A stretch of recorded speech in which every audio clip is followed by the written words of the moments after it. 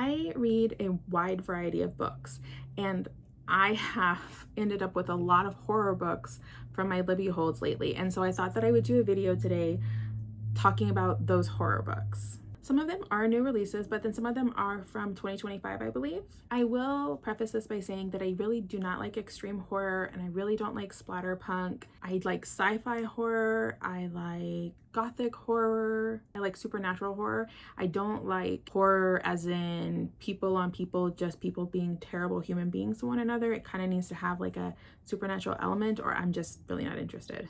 It's just not for me. Hi. Hi. Come on. Love you. Love you. The first book that we're going to talk about today is Entity by Meg Smitherman. I have to preface this, hold on a second. This was such a weird and wonderful ride for me. I have read 2 other books by Meg Smitherman. I have read Thrum and Swallowed. These are erotic horror, for lack of a better word. All 3 of them are, in some form or fashion, some sort of erotic horror. Yep, that's a thing. So fair warning, if that's not something that sounds interesting to you, you can skip to the next book, but we are going to talk for a few minutes about Entity. So the story starts off with this writer named Kit, and she's a struggling writer, but she has a blog that she writes, and it's kind of tinfoil hat, lots of crazy conspiracy theories, and she writes it because it pays a living, but it's not something she necessarily believes in. I just realized I went to go check the front door and paused the video and then talked about the rest of it and never turned it back on. Okay, quickly, let me run back through it. So we have Kit, and she gets an invitation from this billionaire's lawyer to come write his biography. He says, come stay at my house for 3 days. You can do interviews, you can see the products that we're working on, and then you can write my biography, right? Cool. The problem is, the product that he makes is a pleasure bot, and that's where the erotic horror comes into play. It is erotic horror, yes, yes. So just please know that going in.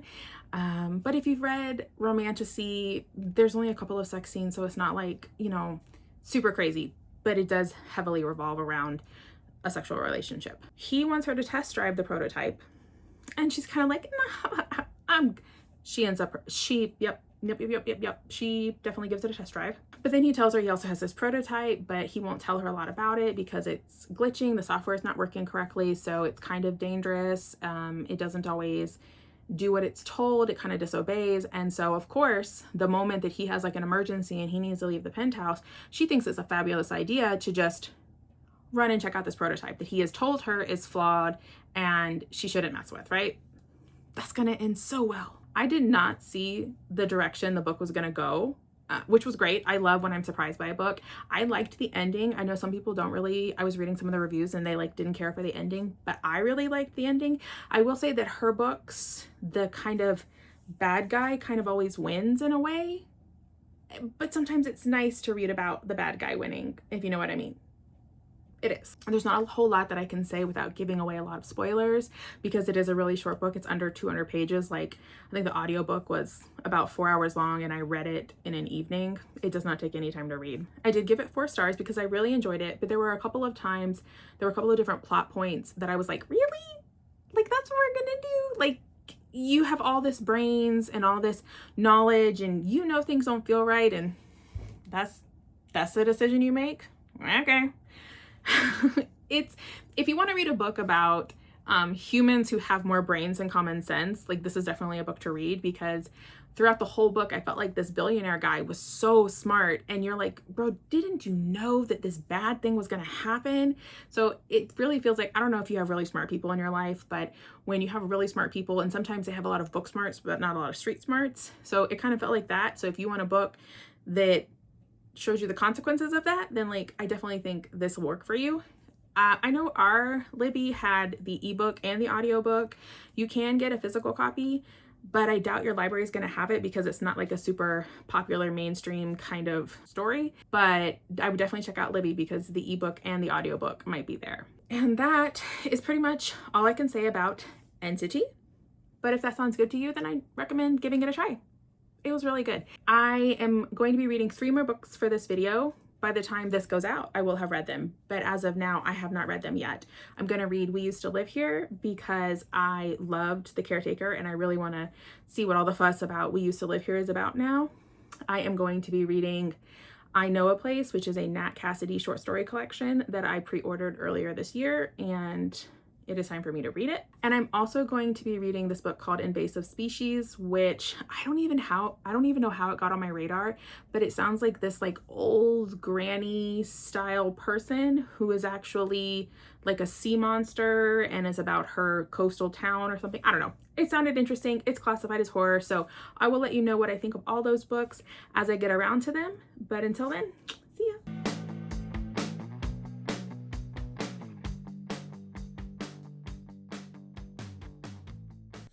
Okay, I have read 2 more books for this horror video. I want to read 1 more, but then if you only find out this is 3 books, then shh, you always knew it was just 3. So I have read I Know a Place by Nat Cassidy and Invasive Species by Ellery Adams. Let's talk about Invasive Species first. I don't know what I was expecting. I knew that this was supposed to be cozy, but if I'm going to be so for real with you, if there wasn't sexual content in this felt like an adult Goosebumps.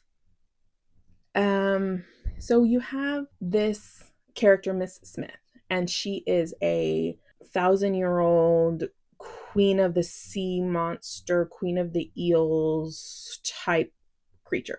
Yes. And she lives in this big house in this little town in New Jersey. And every 100 years, she has to eat 9, what did she call them? 9 souls, but they can't be too innocent and they can't be too uninnocent. So she needs that like 13 to 18 range kind of thing. And so every 100 years, she has to eat 9 of them to regain her strength, to be able to live for another 100 years. And back in the back day, people used to like sacrifice their kids to her. So it was very easy, but now people don't know who she is and she's very like pissed. So she's going to kind of have to just fend for herself and she's kind of annoyed by that. So you have that. And then the rest of it is like suburban drama. So you have a stay-at-home mom who is trying to make it as a real estate agent. This is taking place in the 1980s. You have another stay-at-home mom whose son is about to have his bar mitzvah. Her son is very like socially awkward. And so she is trying to make this bar mitzvah like this big grand thing so she can kind of buy friends for him. You have another wife who her and her husband have been together for a while and they're trying to have kids, but they haven't been able to have kids yet. But they have a very healthy and active sex life. You have the maid who is from Iceland, and she kind of cleans houses for all these different families, and she kind of teams up with the stay-at-home moms who wants to be a realtor. I forget her name, but her daughter's name is Jill, and she is 13, and she ends up teaming with the other stay-at-home mom whose son's about to go through a bar mitzvah, that son Charles. So Charles and Jill end up working with Una, the maid, to figure out what is going on with this Mrs. Smith lady. So then this whole book is Mrs. Smith trying to eat these 9 people, this stay-at-home mom who is kind of a terrible mom. Like she's constantly calling Jill fat and overweight. You know, if you grew up in the 80s and the 90s and you had a mom and you were not super skinny naturally, and she would always tell you, oh, maybe you don't need to eat that, or oh, your brother can have this because he plays sports, but then like you don't need to eat that. Yeah, that's how her mom was, which I hated. Couldn't stand that. Her brother was kind of her older brother, younger brother. I think he was 12, she was 13, or she 12, he was 13. I don't know. They were very close in age, and he's a jerk. And then they have a little brother who might as well not have been in the story, except that that was her mom's clear favorite child.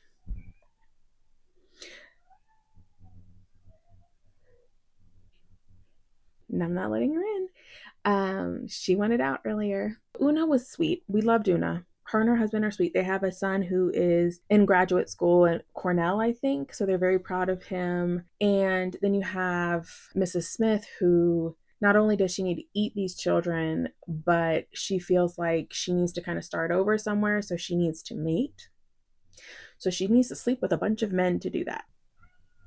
I didn't love the suburban drama we got. I hated hearing about Jill's mom and the real estate company she worked for, and I did not care at all about that. The bar mitzvah mom was like exceptionally dense, and she was putting everyone's safety over the bar mitzvah. The ending was mid. I didn't like how it wrapped up. I did not care for that. I liked when Una and the kids were working together.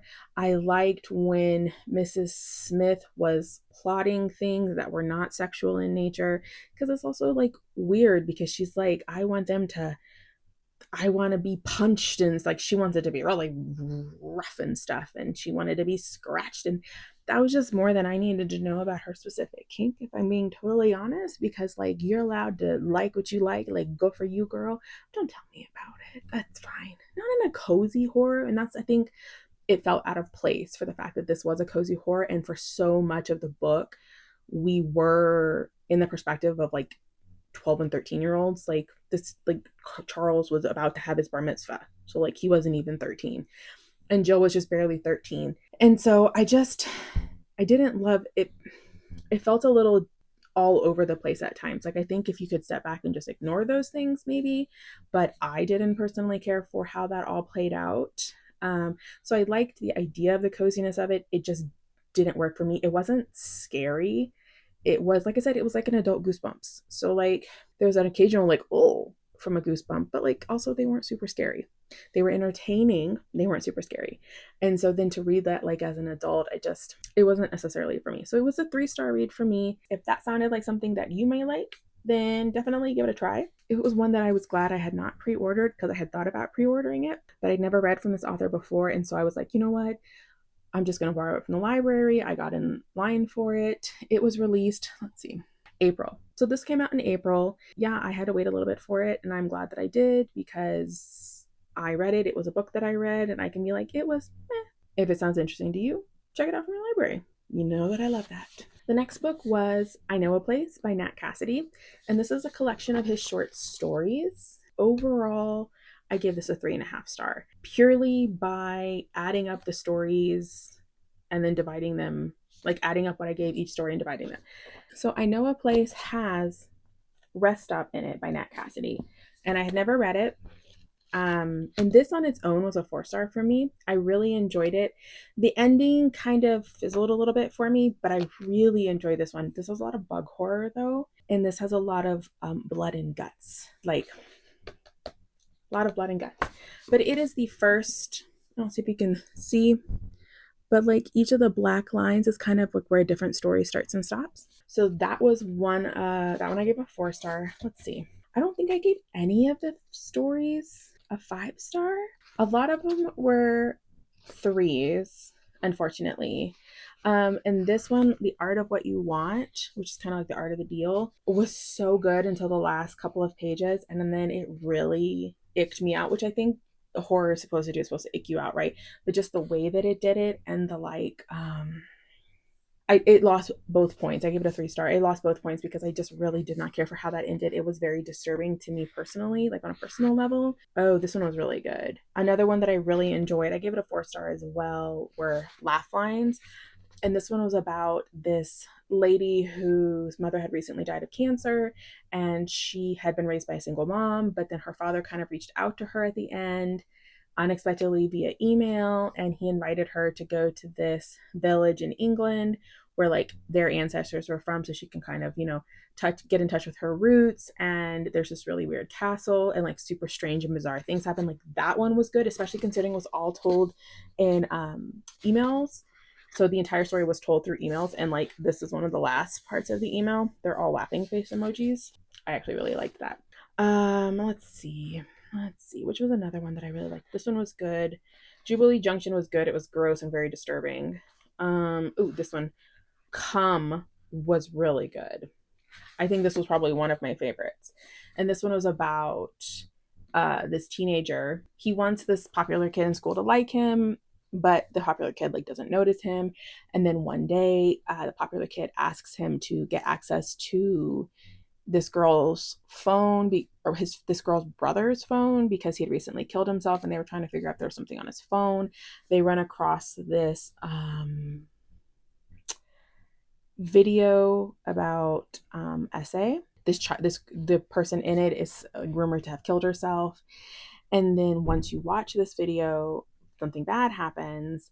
And it was just interesting because the main character was ace. So they had no sexual desire. And so you got to see what happened to a world where kind of sex and illicit videos kind of rule everything. Like, what is that like to be like left behind? So that was interesting. I really liked that one. Into the Life of Things was about a couple at a yoga retreat and them trying to find a heightened sense of being and reality, but then there's also like a dead body in a psych ward. So that one was really interesting. Fruiting Body.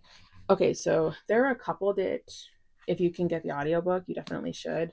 Fruiting Body is one of them.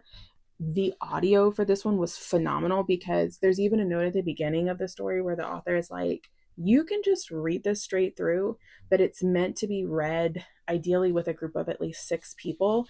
And like every line, someone else narrates.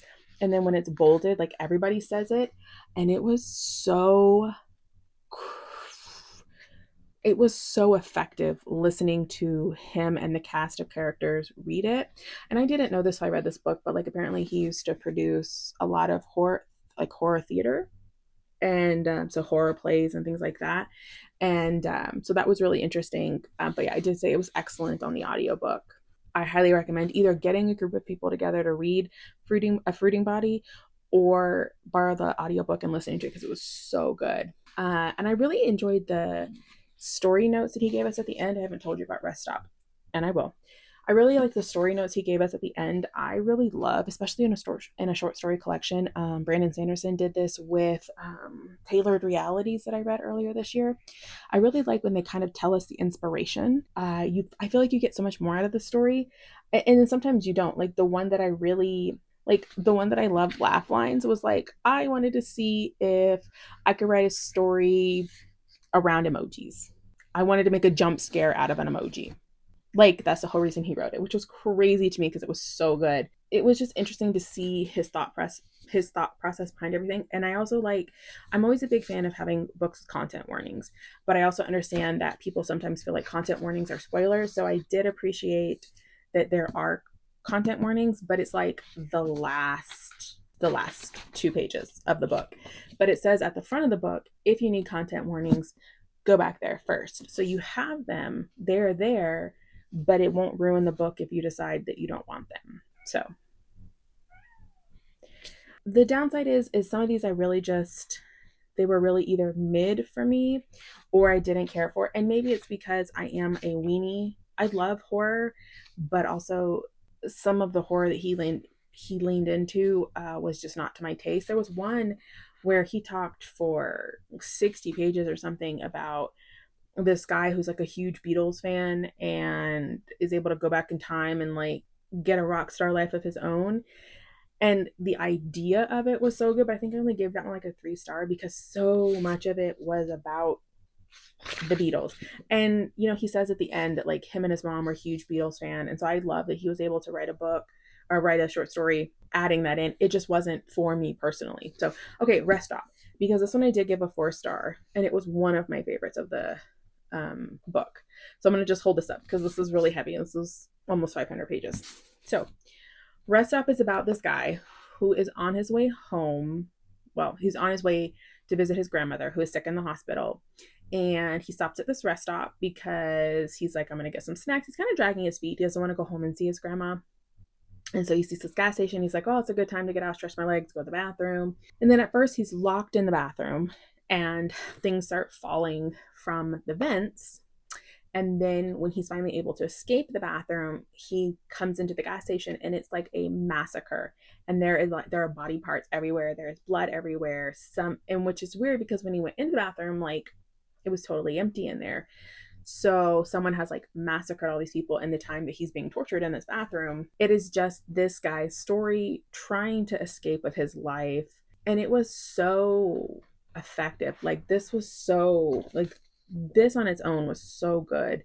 And then I don't know if it has it in this. No, it has acknowledgement. But in this, in the like story notes, he talks about how, you know, during COVID, there was this one gas station when him and his wife would go visit family that they would stop at because it had a one room bathroom as opposed to like stalls in a bathroom.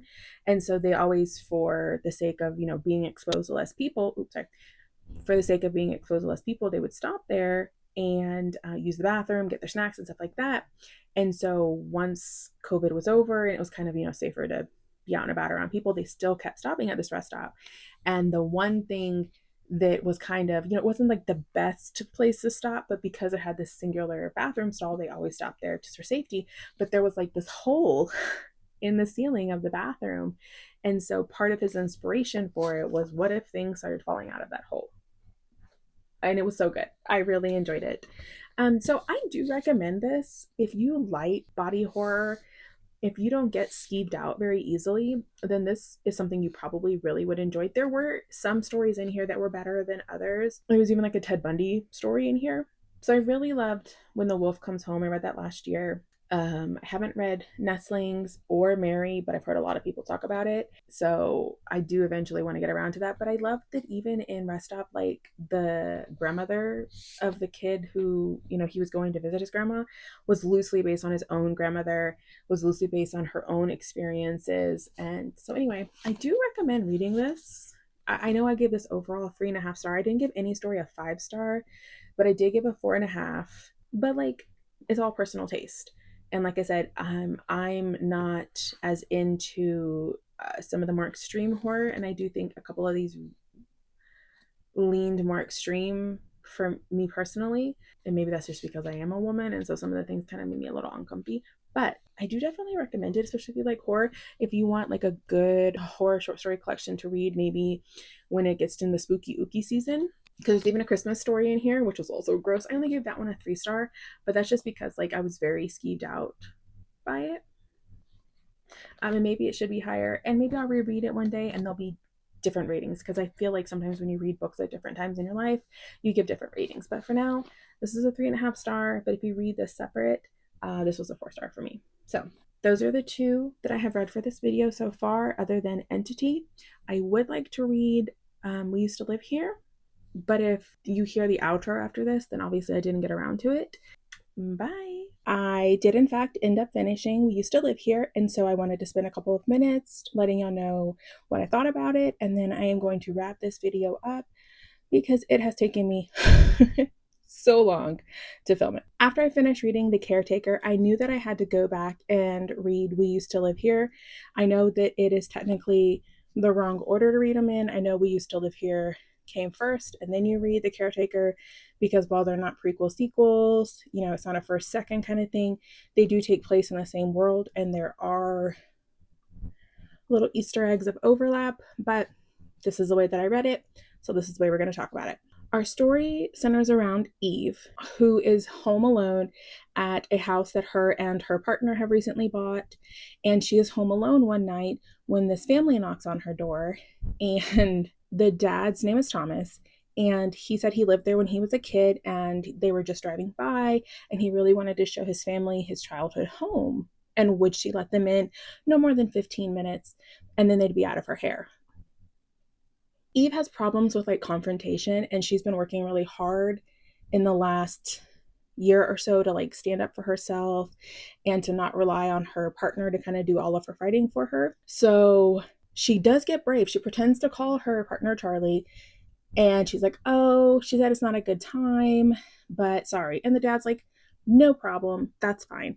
They all turn to leave, and the daughter, because there's like there's 5 family members, and the daughter looks so sad that Eve changes her mind, and she's like, just 15 minutes, come on.